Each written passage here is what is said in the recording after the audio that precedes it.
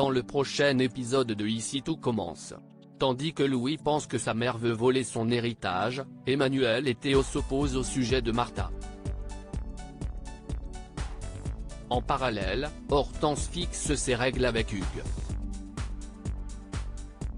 Attention, les paragraphes qui suivent contiennent des spoilers sur l'épisode d'Ici tout commence diffusé demain soir sur TF1. Si vous ne voulez rien savoir, ne lisez pas ce qui suit. Mercredi 27 janvier dans Ici tout commence. Louis pense que sa mère veut voler son héritage. Dans la matinée, Claire accuse une nouvelle fois son fils d'être à l'origine de l'explosion, provoquant ainsi une énième dispute. Pendant ce temps, Maxime et Salomé se réveillent dans les bras l'un de l'autre. Très heureuse, la jeune femme n'a pas envie de se cacher des autres et déclare qu'ils méritent de vivre une véritable histoire d'amour. Après s'être mutuellement confessé leur amour, le couple s'embrasse tendrement. Non loin de là, Louis se confie à Élodie sur les propos blessants de sa mère avant que la jeune femme ne l'encourage à lui parler pour mettre les choses à plat. De son côté, Claire reproche à Antoine d'avoir envoyé Caroline chez elle. Convaincu que Louis se cache derrière l'explosion de la salle YouTube, Antoine voudrait prévenir la gendarmerie pour les mettre sur sa piste. Seulement, le proviseur se ravise lorsque Claire menace de porter plainte contre lui et Caroline. Ne sachant plus quoi faire, Antoine cherche du soutien auprès de Rose. Tandis que sa compagne lui conseille de faire part de ses soupçons à la police, Antoine refuse avec véhémence et retourne travailler sans se rendre compte que Rose fait une nouvelle crise. Elle se réfugie alors dans la serre et croise Lisandro. Très proches l'un de l'autre, Lisandro finit par l'embrasser avant de s'excuser. À l'infirmerie, Claire raconte à demi-mot à Constance les problèmes qu'elle rencontre avec son fils. Pour l'aider, cette dernière lui donne le numéro d'une psychiatre basée à Nîmes.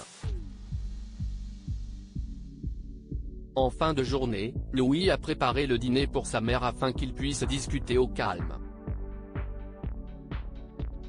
Même si elle lui demande pardon pour ne pas avoir vu à quel point il souffrait ces derniers temps, la chef Guino reste cependant persuadée de la culpabilité de son fils dans l'incident qui a ébranlé son établissement.